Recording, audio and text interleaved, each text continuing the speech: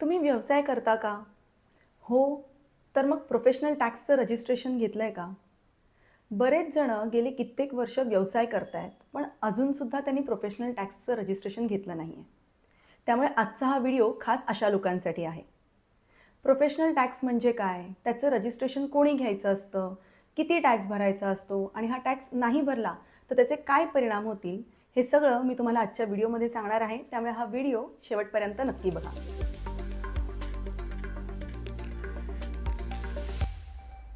नमस्कार, मी सी ए प्रज्ञा शिरधनकर. आर्थिक जागृतीमध्ये तुमचं स्वागत आहे. सर्वप्रथम प्रोफेशनल टॅक्स म्हणजे काय आणि हा टॅक्स कोणी भरायचा असतो ते आपण समजून घेऊया. आता नावाप्रमाणेच प्रोफेशनल टॅक्स हा फक्त प्रोफेशनल्सवर आकारला जात नाही, तर त्याचबरोबर उद्योजक, व्यापारी आणि कर्मचारी वर्गावरही आकारला जातो.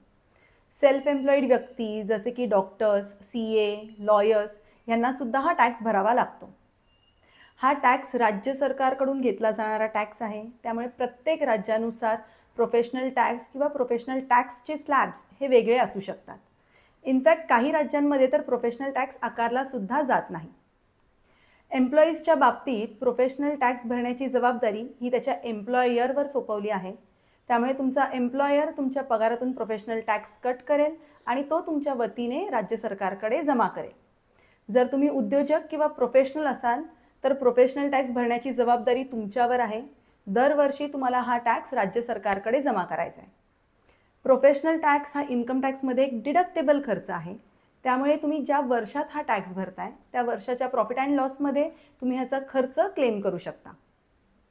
प्रोफेशनल टॅक्स भरण्यासाठी तुम्हाला त्याचं रजिस्ट्रेशन घेणं गरजेचं आहे.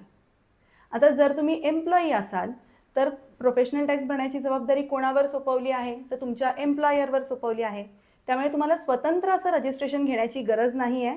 तुमचा एम्प्लॉयर PTचं रजिस्ट्रेशन घेईल आणि तो टॅक्सचं पेमेंट करेल. पण जर तुम्ही उद्योजक किंवा प्रोफेशनल असाल तर तुम्हाला प्रोफेशनल टॅक्सचं रजिस्ट्रेशन घ्यायचं आहे. तुम्हाला 2 प्रकारचे रजिस्ट्रेशन घ्यायचे. पहिलं आहे PTEC म्हणजेच प्रोफेशनल टॅक्स एनरोलमेंट सर्टिफिकेट आणि दुसरं आहे PTRC म्हणजेच प्रोफेशनल टॅक्स रजिस्ट्रेशन सर्टिफिकेट. स्वतःचा प्रोफेशनल टॅक्स भरण्यासाठी तुम्हाला PTECचं रजिस्ट्रेशन घ्यावं लागतं आणि जर तुम्ही तुमच्या व्यवसायात काही एम्प्लॉईज नेमले असतील तर त्यांच्या पगारातून टॅक्स वजा करून तो सरकारकडे जमा करण्यासाठी तुम्हाला PTRCचं रजिस्ट्रेशन घ्यावं लागतं. मग आता हा प्रोफेशनल टॅक्स किती आणि कधी भरायचा असतो? तर महाराष्ट्रामध्ये दरवर्षी तुम्हाला 2,500 PTEC भरायचं आहे. तुम्ही त्या विशिष्ट आर्थिक वर्षात कधीही हा टॅक्स भरलात तरी चालून जातं आणि PTECचं नुसतं पेमेंट पुरेसं आहे. तुम्हाला वेगळं असं काही रिटर्न भरावं लागत नाही. PTRC भरण्यासाठी काही टॅक्स स्लॅब्स आहेत. मेल एम्प्लॉईजसाठी हे टॅक्स स्लॅब्स वेगळे आहेत आणि फिमेल एम्प्लॉईजसाठी वेगळे आहेत. आता जर तुमच्याकडे एखादा मेल एम्प्लॉई कामाला आहे आणि त्याचा दर महिन्याचा पगार 7,500च्या आत आहे तर तुम्हाला PT कापायची काही गरज नाही आहे. जर त्याचा पगार 7,500पेक्षा जास्त आहे आणि 10,000च्या आत आहे तर मात्र तुम्हाला दर महिन्याला ₹175 PT कापायचा आहे. आणि जर त्याचा पगार 10,000पेक्षा जास्त आहे तर तुम्हाला दर महिन्याला ₹200 PT कापायचा आहे आणि फेब्रुवारीच्या महिन्यात ₹300 PT कापायचा आहे. आता जर तुमच्याकडे फिमेल एम्प्लॉईज कामाला असतील आणि त्यांचा दर महिन्याचा पगार 25,000पेक्षा आत आहे तर तुम्हाला PT कापायची गरज नाही आहे.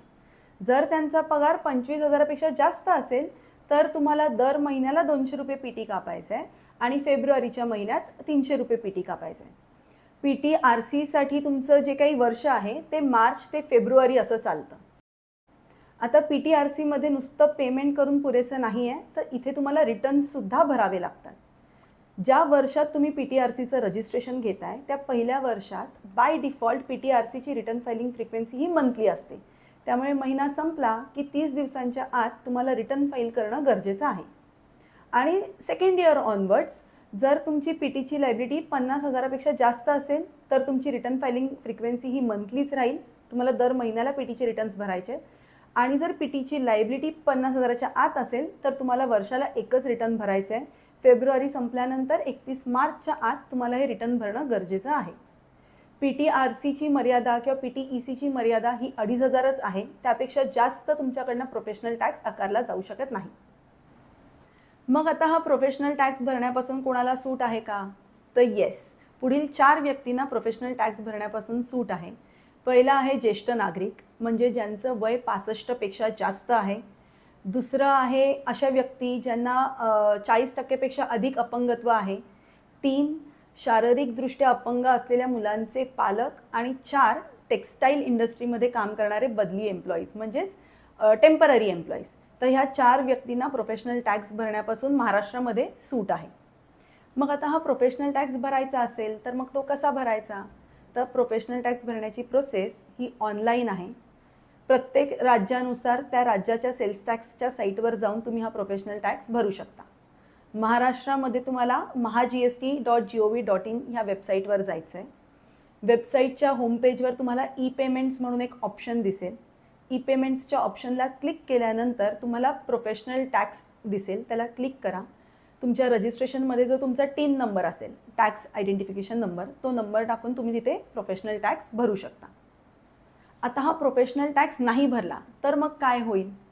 तर तुम्हाला पेनल्टी आणि इंटरेस्ट भरावा लागेल. प्रोफेशनल टॅक्सच्या 10% पेनल्टी भरावी लागते आणि दर महिन्याला 1.25 to 2% इंटरेस्टसुद्धा तुम्हाला लागू होऊ शकतो. आता प्रोफेशनल टॅक्सचे जर रिटर्नसुद्धा लेट भरलात तर पर रिटर्न तुम्हाला 1000 रुपयाची पेनल्टी लागेल. आणि प्रोफेशनल टॅक्सचं जे रजिस्ट्रेशन आहे ना, ते व्यवसाय सुरू केल्यापासून 30 दिवसात तुम्हाला घ्यायचं असतं. तर ते सुद्धा तुम्ही जर लेट रजिस्ट्रेशन घेतलात तर प्रति दिवस तुम्हाला 5 रुपयाची पेनल्टी लागू शकते.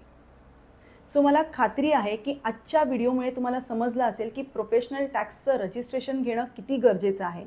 तुम्ही जर ते रजिस्ट्रेशन घेतलं नसाल तर लवकरच ते रजिस्ट्रेशन घ्या आणि वेळेत राज्य सरकारकडे PTचं पेमेंट करा. इनफॅक्ट तुमच्याकडे जर काही एम्प्लॉईज असतील तर त्यांच्या पगारातून प्रोफेशनल टॅक्स कापून तो सुद्धा वेळेवर सरकारकडे जमा करा, जेणेकरून तुम्हाला कोणतीही नोटीस येणार नाही. आजचा व्हिडिओ आवडला असेल तर त्याला लाईक करा, जास्तीत जास्त शेअर करा आणि आर्थिक जागृती ह्या आमच्या YouTube चॅनलला सबस्क्राईब करा. थँक्यू.